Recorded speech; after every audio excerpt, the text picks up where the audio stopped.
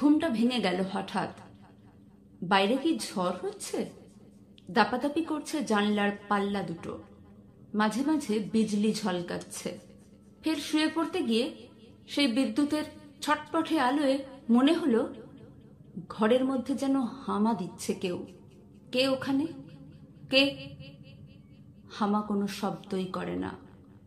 উঠে আসি কাছে, আবারও জিজ্ঞেস করি, কে আপনি? কি চান?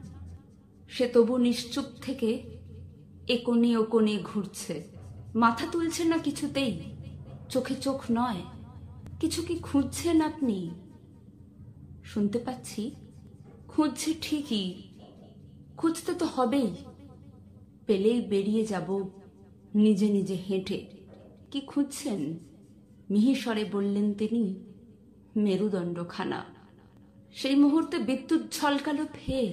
চমকে উঠে দেখি একা নয়, বহু বহু জন একই খোঁজে হামা দিচ্ছে এ কোণে ও কোণে ঘর জুড়ে।